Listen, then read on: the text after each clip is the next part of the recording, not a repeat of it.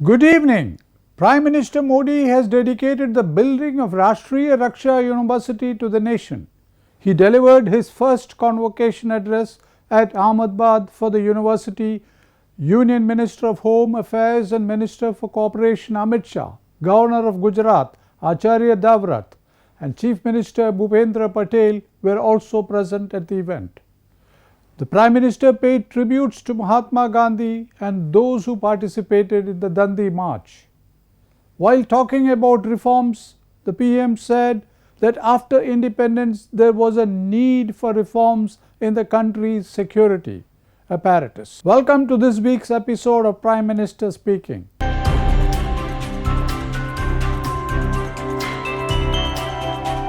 Prime Minister Narendra Modi has dedicated the new complex building of Rashtriya Raksha University. The new campus building complex of Rashtriya Raksha University, an institution of national importance, is situated at Lawad village near Gandhinagar in Gujarat. Delivering his convocation address, the PM said that seeds of police reforms were sown by the launch of Rashtriya Raksha University in Gujarat. He said that police reforms were needed immediately after our independence, but it was neglected for many years. PM said, "We need scientific education and training with human approach for modernization of police." Bharat में ऐसे man power को सुरक्षा क्षेत्र में तैयार करके लाना बहुत जरूरी है, जो सामान्य मानवी के मन में एक मित्रता की अनुभूति करे, एक विश्वास की अनुभूति करे। और इसलिए हमारी पूरे ट्रेनिंग मॉड्यूल को बदलने की बहुत आवश्यकता थी। उसी गहन चिंतन में से भारत में पहली बार इस प्रकार का प्रयोग हुआ था, जो आज विस्तार होते होते राष्ट्रीय रक्षा यूनिवर्सिटी के रूप में आपके सामने प्रस्तुत है। कभी कभी लगता था कि रक्षा मतलब यूनिफॉर्म है, पावर है, हाथ में डंडा है, पिस्तौल है। आज वो जमाना चला गया है। आज रक्षा का क्षेत्र उसने अनेक रंग रूप ले लिए हैं, अनेक चुनौतियां पैदा हो गई हैं। पहले के समय कहीं एक जगह पे घटना होती थी तो उसकी खबर गांव के दूसरे कोने में पहुंचते पहुंचते भी घंटे लग जाते थे, और दूसरे गांव में पहुंचते पहुंचते तो दिन लग जाते थे, और पूरे राज्य में पहुंचते पहुंचते 24 घंटे 48 घंटे लग जाते थे। और उस दरमियान पुलिस बेड़ा अपनी व्यवस्थाएं कर लेता था, चीजों को संभाल पाता था। आज तेज गति से चल फ्रिक्शन ऑफ सेकंड में जब कम्युनिकेशन होता है, चीजें फैल जाती हैं। ऐसे समय किसी एक जगह से व्यवस्थाओं को संभाल करके आगे बढ़ना ये संभव नहीं रहा है। और इसलिए हर इकाई में एक्सपर्टाइज चाहिए, हर इकाई में सामर्थ्य चाहिए, हर इकाई में उस प्रकार के बल चाहिए, तब जाकर के हम स्थितियों को संभाल सकते हैं। और इसलिए संख्या बल से ज्यादा ट्रेन मैन पावर, जो हर चीजों को संभाल सके, जो टेक्नोलॉजी को भी जानता हो, जो टेक्नोलॉजी को भी फॉलो करता हो, जो ह्यूमन साइकी भी जानता हो, जो यंग जनरेशन है उसके साथ डायलॉग करने के तौर तरीके जानता हो। कभी कभी कभार बड़े बड़े आंदोलन होते हैं तो उन लीडर्स के साथ डील करना होता है, और नेगोशिएशन की कैपेसिटी चाहिए। अगर ट्रेन मैन पावर सुरक्षा के क्षेत्र में नहीं है तो अपना नेगोशिएशन की कैपेसिटी गंवा देता है, और उसके कारण बनी हुई बाजी आखिरी मौके पर कभी कभी बिगड़ जाती है, एक आध शब्द के कारण बिगड़ जाती है। कहने का मेरा तात्पर्य यह है कि लोकतंत्र व्यवस्थाओं के अंदर जनता जनार्दन को सर्वोपरि मानते हुए समाज को द्रोह करने वाले जो एलिमेंट्स होते हैं उनके साथ सख्ताई और समाज के प्रति नरमाई, इस मूल मंत्र को लेकर के हमें एक ऐसा ह्यूमन रिसोर्सेज डेवलप करने होंगे। अब हम देखते हैं दुनिया के कई देशों में पुलिस के संबंध में बहुत अच्छी छवि की खबरें आते रहती हैं। हमारे देश का दुर्भाग्य है फिल्म बनेगी तो उसमें सबसे भद्दा चित्रण किसी का किया जाता है तो पुलिस वाले का किया जाता है। अखबार अगर भरे पड़े देखें तो उसमें भी भद्दे से भद्दा किसी का चेहरा बना दिया जाता है तो पुलिस वाले का बना दिया जाता है। और उसके कारण समाज में जिस प्रकार की सच्चाई पहुंचनी चाहिए, इन दिनों सोशल मीडिया के कारण हमने कोरोना कालखंड में देखा, यूनिफॉर्म में, पुलिस के यूनिफॉर्म में काम करने वाले लोग, उनकी कई वीडियो बहुत वायरल हुई। कोई पुलिस वाला रात को निकलता है, कोई भूखा है उसको खाना खिला रहा है, किसी के घर में लॉकडाउन के कारण दवाइयां नहीं है तो पुलिस के लोग जो मोटरसाइकिल पे जाकर के उनको दवाई पहुंचाते हैं। एक मानवीय चेहरा, पुलिस का मानवीय चेहरा इस कोरोना कालखंड के अंदर जन सामान्य के मन में उभर रहा था, लेकिन फिर वो चीजें ठहर गई। ऐसा नहीं कि काम बंद हुआ है, लेकिन जिन लोगों ने एक नैरेटिव बना के रखा हुआ है, और जब नकारात्मक वातावरण होता है तो अच्छा करने की इच्छा होने के बाद भी उसका मन में निराशा आ जाती है।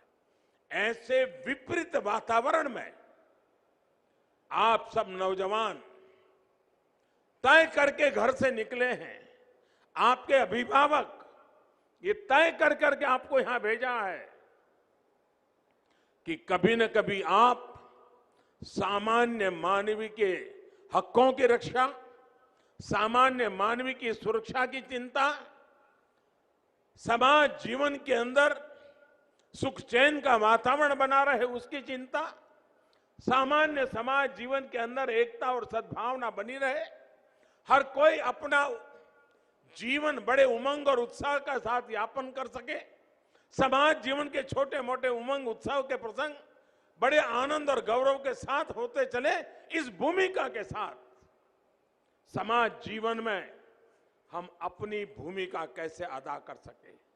और इसलिए अब सिर्फ कद काठी के आधार पर सुरक्षा बल देश की सेवा कर पाएंगे, वो एक सीमित तक सही है, लेकिन एक बहुत बड़ा क्षेत्र बन गया है जहां पर हमें ट्रेन मैन पावर की जरूरत पड़ेगी।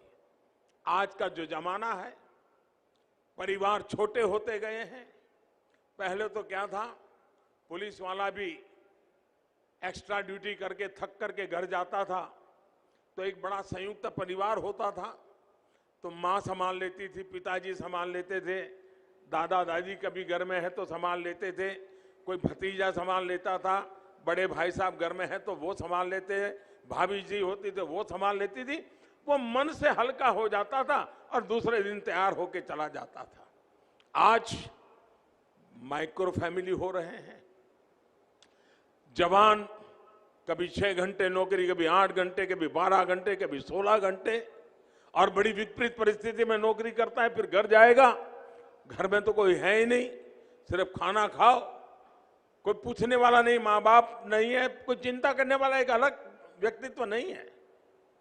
ऐसे समय स्ट्रेस की अनुभूति हमारे सुरक्षा बल के क्षेत्रों के सामने एक बहुत बड़ी चुनौती बनती है। परिवार जीवन की कठिनाइयां, काम करते समय करनी पड़ती कठिनाइयां, उसके मन पर एक बहुत बड़ा स्ट्रेस रहता है। ऐसे समय में स्ट्रेस फ्री एक्टिविटी की ट्रेनिंग ये आज सुरक्षा क्षेत्र के लिए आवश्यक हो गई है, और उसके लिए ट्रेनर्स की आवश्यकता हो गई है।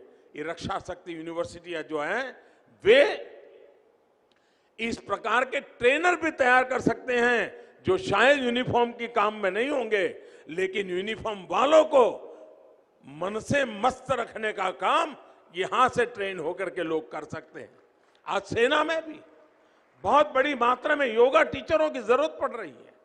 आज पुलिस बेड़े में भी बहुत बड़ी मात्रा में योगा और रिलैक्सेशन टेक्निक वाले टीचर्स की आवश्यकता लगी है। ये दायरा भी रक्षा क्षेत्र का अंदर आएगा। उसी प्रकार से टेक्नोलॉजी एक बहुत बड़ी चुनौती है, और मैंने देखा है कि अगर एक्सपर्टाइज नहीं है तो हम समय पर जो करना चाहिए वो नहीं कर पाते हैं। देर हो जाती है। जिस प्रकार से साइबर सिक्योरिटी के इश्यू बने हैं, जिस प्रकार से क्राइम में टेक्नोलॉजी बढ़ती चली जा रही है, उसी प्रकार से क्राइम डिटेक्शन में टेक्नोलॉजी सबसे ज्यादा मददगार भी हो रही है। पहले के समय में कहीं चोरी हो जाए तो चोर को पकड़ने में लंबा समय लग जाता था, लेकिन आज कहीं सीसीटीवी कैमरा होगा, सीसीटीवी कैमरा के फुटेज देख लीजिए तो फिर पता चलता हाँ ये व्यक्ति बड़ी आशंका से जा रहा है, पहले इस मोहल्ले में गया फिर इस मोहल्ले में गया। आप लिंक बिठा दें और आपके पास आर्टिफिशियल इंटेलिजेंस का नेटवर्क है तो बड़ी आसानी से एक व्यक्ति को ट्रेस करके आप ढूंढ सकते हैं कि यहाँ से निकला था, यहाँ आया था और यहाँ पर उसने कानून के विरुद्ध में काम किया है, पकड़ा जाता है। तो जैसा क्रिमिनल वर्ल्ड टेक्नोलॉजी का उपयोग कर रही है, वैसे सुरक्षा बलों के लिए भी टेक्नोलॉजी एक बहुत बड़ा सशक्त हथियार आया है। लेकिन सही लोगों के हाथ में सही हथियार और समय पर काम करने का सामर्थ्य ट्रेनिंग के बिना संभव नहीं है। और मैं मानता हूं कि दुनिया में बड़ी बड़ी घटनाएं, अगर आप इस क्षेत्र में आपके शायद यहां केस स्टडी पढ़ाते होंगे तो उसमें आता होगा कि किस प्रकार से टेक्नोलॉजी का उपयोग करते क्राइम किया जाता है और किस प्रकार से टेक्नोलॉजी के उपयोग से क्राइम डिटेक्ट किया जाता है। ये ट्रेनिंग सिर्फ सुबह परेड करना, फिजिकल फिटनेस, इतने से अब रक्षा क्षेत्र का काम नहीं रहा है। कभी कभी तो मैं सोच रहा हूं मेरे दिव्यांग भाई बहन शायद फिजिकली अनफिट होंगे तो भी अगर रक्षा शक्ति यूनिवर्सिटी में ट्रेन हो जाएंगे तो वे भी रक्षा क्षेत्र अंदर शारीरिक अक्षमता के बाद भी ट्रेनिंग के कारण, मानसिकता के कारण बहुत बड़ा योगदान दे सकते हैं। यानी पूरा दायरा बदल चुका है। हमें इस रक्षा यूनिवर्सिटी के माध्यम से उस दायरे के अनुकूल व्यवस्थाओं को कैसे विकसित करें, उस दिशा में जाना चाहिए। और जैसे अभी गृह मंत्री जी ने बताया कि उस समय एक प्रकार से गांधीनगर आज शिक्षा की दृष्टि एक बहुत बड़ा वाइब्रेंट एरिया बनता जा रहा है। एक ही इलाके में इतनी सारी यूनिवर्सिटीज और 2 यूनिवर्सिटी हमारे पास ऐसी बनी है इसी धरती पर जो विश्व में सिर्फ पहली यूनिवर्सिटी है। पूरे विश्व में एकमात्र, पूरी दुनिया में कहीं पर भी फॉरेंसिक साइंस यूनिवर्सिटी नहीं है। पूरी दुनिया में कहीं पर भी चिल्ड्रन यूनिवर्सिटी नहीं है। गांधीनगर और हिंदुस्तान अकेला ऐसा है कि जिसके पास ये 2 यूनिवर्सिटीज है। और मैं चाहूंगा उसी प्रकार से नेशनल लॉ यूनिवर्सिटी, यानी क्राइम डिटेक्शन से लेकर के जस्टिस तक ये पूरा जो सिलसिला है उसको हमने समेटा हुआ है। और ये समेटा हुआ भी तब काम आएगा, ये तीनों यूनिवर्सिटीज साइलो में काम करेगी। राष्ट्रीय रक्षा यूनिवर्सिटी अपनी दुनिया चलाए, फॉरेंसिक साइंस यूनिवर्सिटी अपनी दुनिया चलाए, नेशनल लॉ यूनिवर्सिटी अपनी दुनिया चलाए, तो जो परिणाम मुझे लाना है वो परिणाम नहीं आ सकता है। और इसलिए मैं आज जब आपके बीच में आया हूं, यूनिवर्सिटी को चलाने लोग यहां बैठे हुए हैं, तब मेरा आग्रह रहेगा क्या साल में हर 3 महीने के बाद इन तीनों यूनिवर्सिटी के स्टूडेंट्स का, फैकल्टीज का कॉमन सिंपोजियम हो सकते हैं क्या, जो तीनों पहलुओं की चर्चा करें और रक्षा के और संवर्धन करने के लिए एक नए मॉडल लेकर के आए। फॉरेंसिक साइंस जस्टिस के लिए कैसे काम आएगा वो नेशनल लॉ यूनिवर्सिटी के बच्चों को पढ़ना पड़ेगा। क्राइम डिटेक्शन वाले लोगों को देखना होगा किस धारा के अंदर किस कलम को मैं कैसे ले जाऊंगा, मैं साक्ष्य कैसे लेके जाऊंगा, ताकि फॉरेंसिक साइंस यूनिवर्सिटी से मुझे टेक्निकल सपोर्ट मिल जाएगा और नेशनल लॉ यूनिवर्सिटी से मुझे कानूनी सपोर्ट मिल जाएगा और मैं क्रिमिनल को न्याय दिला करके रहूंगा और मैं देश को सुरक्षित कर पाऊंगा। Prime Minister Narendra Modi addressed a gathering of the participants in the 11th edition of Khel Mahakumbh in Gujarat and said long-term planning and continuous commitment is the only mantra for success. The Prime Minister also laid down the government's planning to take sports to the heights of success. Further elaborating the government's efforts to encourage sports and sportspersons, the PM said that sports budget has been increased nearly 70% since his government came to power in the country. मेरे नौजवान साथियों, आज software से लेकर space power तक, defence से लेकर artificial intelligence तक, हर फील्ड में भारत का दबदबा है। दुनिया भारत को एक बड़ी शक्ति के रूप में देख रही है। भारत की इस शक्ति को स्पोर्ट्स स्पिरिट, खेल दिली कई गुना बढ़ा सकती है। यही आपकी सफलता का भी मंत्र है और इसलिए मैं हमेशा कहता हूं, जो खेले वो ही खिले।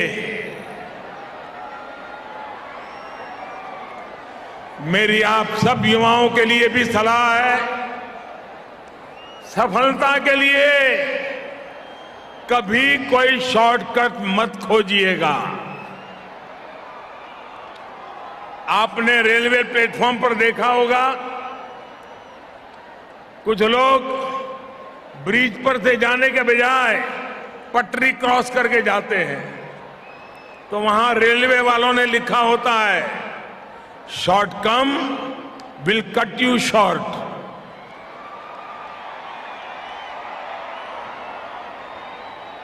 शॉर्टकट का रास्ता बहुत अल्पजीवी होता है। साथियों, सफलता का केवल एक ही है, उसका एक ही मंत्र है, लॉन्ग टर्म प्लानिंग और कंटिन्यूअस कमिटमेंट। न एक जीत कभी हमारा आखिरी पड़ाव हो सकती है और न ही एक हार। हम सबके लिए हमारे वेदों ने कहा है, चरैवेति चरैवेति चरैवेति। आज देश भी अनेक चुनौतियों के बीच बिना रुके, बिना थके और बिना झुके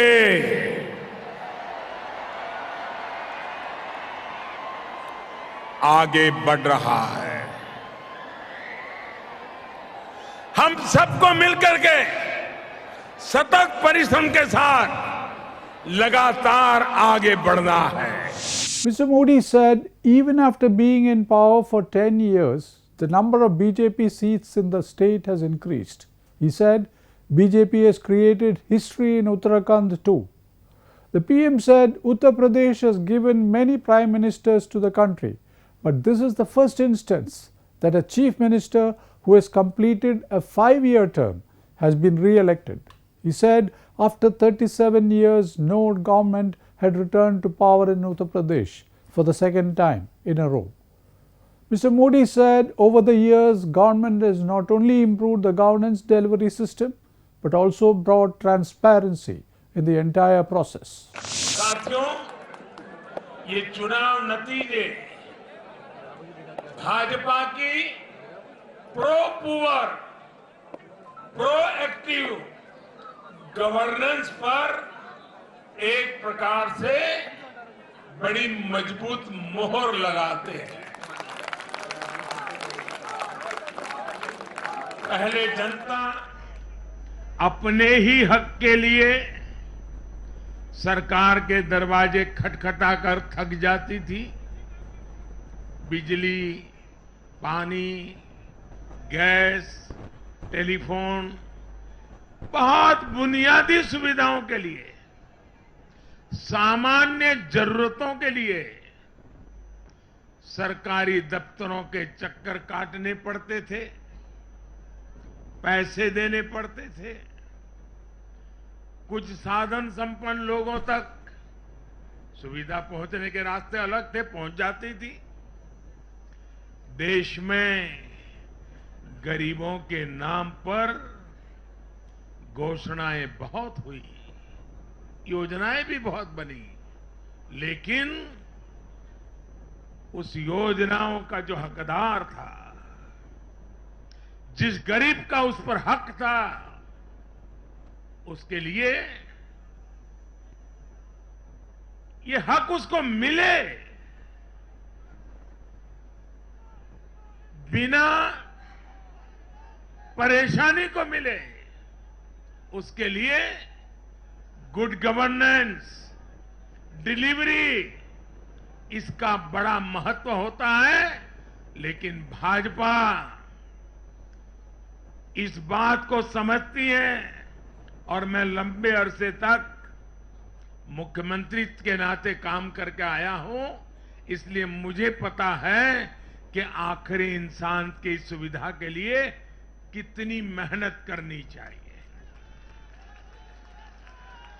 बीते वर्षों में हमने गवर्नेंस डिलीवरी सिस्टम तो बेहतर किया ही, साथ साथ पूरी प्रक्रिया में पारदर्शिता भी लाए हैं। भाजपा गरीब को भरोसा देती है कि प्रत्येक गरीब तक सरकार ने निर्णय किए हुई सुविधाएं जरूर पहुंचेगी। और मैं गरीब के घर तक उसका हक पहुंचाए बिना चैन से बैठने वाला इंसान नहीं।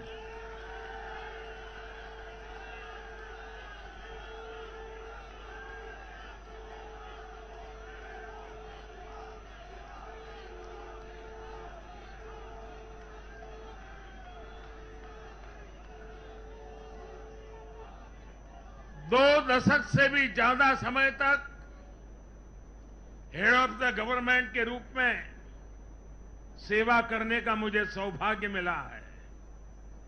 सरकार में कितनी दिक्कतें होती हैं, गवर्नेंस में कितनी दिक्कतें होती हैं, इसको भली भांति जानता हूं। उसके बावजूद भी मैंने एक ऐसी हिम्मत की है, शायद कोई न कर पाए। और वो हिम्मत मैंने लाल किले से 15 अगस्त को मेरे भाषण में उसको व्यक्त किया था। मैंने कहा था कि अब भाजपा को जहां जहां सेवा करने का मौका मिलेगा, हम हर योजना के जो हकदार हैं उनके लिए 100% सैचुरेशन, यानी काम को 100% पूरा करना, हर गरीब तक हर सरकारी योजना का लाभ पहुंचाना, ये 100% की कल्पना करना 2 दशक से ज्यादा समय सरकार का काम करने के बाद मैं कहता हूं, ये बहुत बड़ी हिम्मत की है मैंने। और ये हिम्मत मैंने इसलिए की है कि जब ईमानदारी होती है, नीयत साफ होती है, गरीबों के प्रति करुणा होती है, देश का कल्याण यही जीवन का मंत्र होता है, तो फिर ऐसे निर्णय करने की ताकत पैदा होती है। With this, it's a wrap of this week's episode of Prime Minister Speaking. We'll be back again next week. Until then, this is Nanda Kumar signing off. Thank you for watching and goodbye.